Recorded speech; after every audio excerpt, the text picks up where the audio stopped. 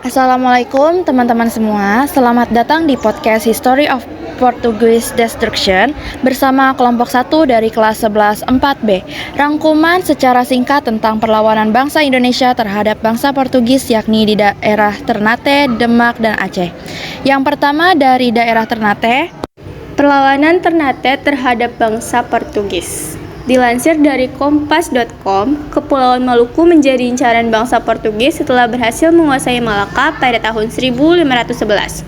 Setahun kemudian, tepatnya pada 1512, armada Portugis tiba di Kepulauan Maluku dan disambut baik oleh Sultan Bayanuwah atau Sultan Abulais dari Kerajaan Ternate.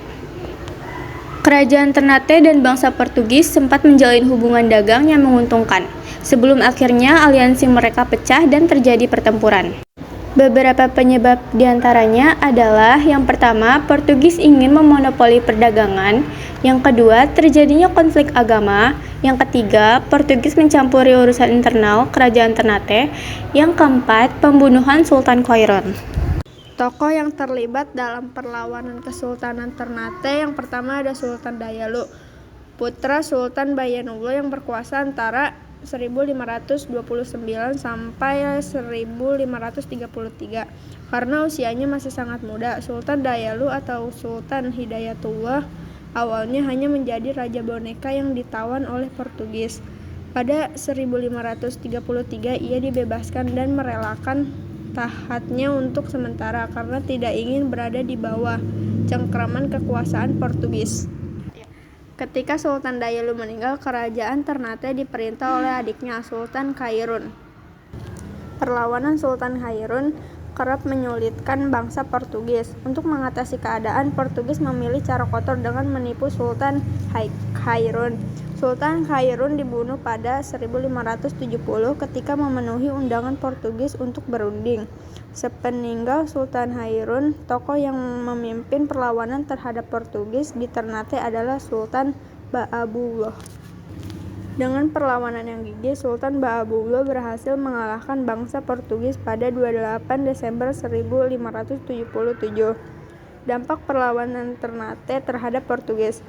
Yang pertama ada hasil perlawanan dari rakyat Ternate membuat Portugis tersingkir ke Pulau Timor. Kedua, perginya Portugis membuka jalan bagi bangsa Belanda untuk menanamkan kekuasaannya. Umat Islam dan Kristen hidup berdampingan. Sekian perlawanan bangsa Ternate terhadap Portugis. Yang kedua, ada perlawanan Demak terhadap Portugis, dilansir dari kompas.com. Pada tahun 1511, Portugis berhasil merebut Malaka dan ingin segera melebarkan kekuasaannya sampai ke Maluku. Mengetahui hal ini, Kesultanan Demak tidak mau tinggal diam dan melakukan penyerangan. Perlawanan terhadap Portugis dilakukan oleh Demak lebih dari satu kali. Meski pada awalnya sempat menemui kegagalan, perjuangan Demak akhirnya membawa hasil yang menggembirakan. Dengan berkuasa di Malaka, Portugis otomatis menguasai jalur pelayaran dan perdagangan yang penting di dunia. Keberadaan Portugis itu tidak hanya menjadi penghalang Kesultanan Demak, tetapi juga mematikan perdagangan kaum muslim Indonesia.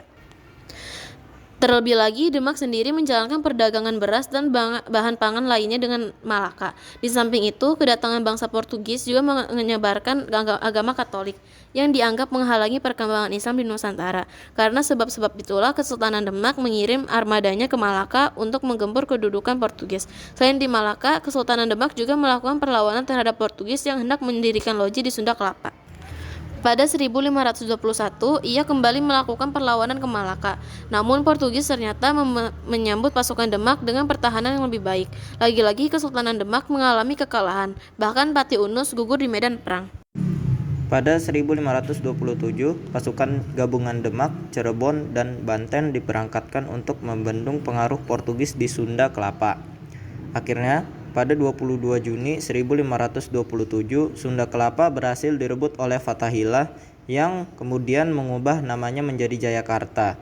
Peristiwa itu menandai akhir perlawanan Demak terhadap Portugis. Sekian perlawanan Kerajaan Demak terhadap Portugis. Oke, yang terakhir itu ada sejarah perlawanan rakyat Aceh terhadap Portugis. Ini dilansir dari Tirto ID. Jadi sejarah perlawanan rakyat Aceh terhadap Portugis sudah terjadi pada abad ke-14 Masehi. Kronologi awalnya kala itu Aceh menjadi tujuan perdagangan ketika Portugis menguasai Malaka pada 1511 di bawah pimpinan Alfonso de Albuquerque. Portugis merupakan salah satu bangsa Eropa selain Spanyol pertama yang melakukan penjelajahan samudra dengan misi 3G yakni Gold, Kekayaan, Glory, Kejayaan, dan Gospel penyebaran agama. Selama bertahun-tahun lamanya, Portugis menjadi musuh Kesultanan Aceh Darussalam yang saat itu dipimpin oleh Sultan Ali Mugayyad Shah dari tahun 1514 sampai 1528.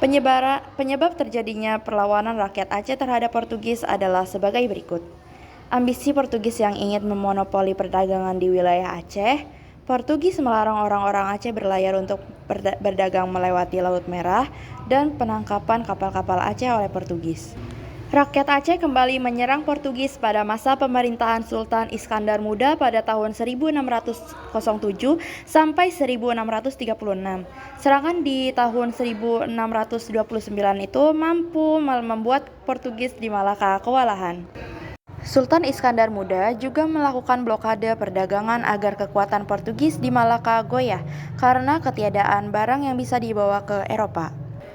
Lantaran kebijakan blokade tidak berhasil sepenuhnya, maka Kesultanan Aceh Darussalam melakukan langkah-langkah lanjutan, yaitu Aceh menjalin hubungan dengan Turki, Persia, dan Gujarat atau India.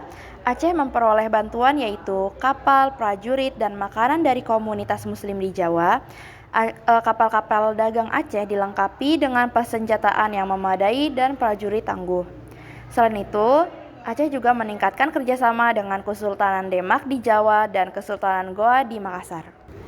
Pada tahun 1641, kekuasaan Portugis di Malaka melemah seiring kehadirannya VOC dari Belanda yang kemudian merebut wilayah itu. Sekian, terima kasih. Wassalamualaikum warahmatullahi wabarakatuh.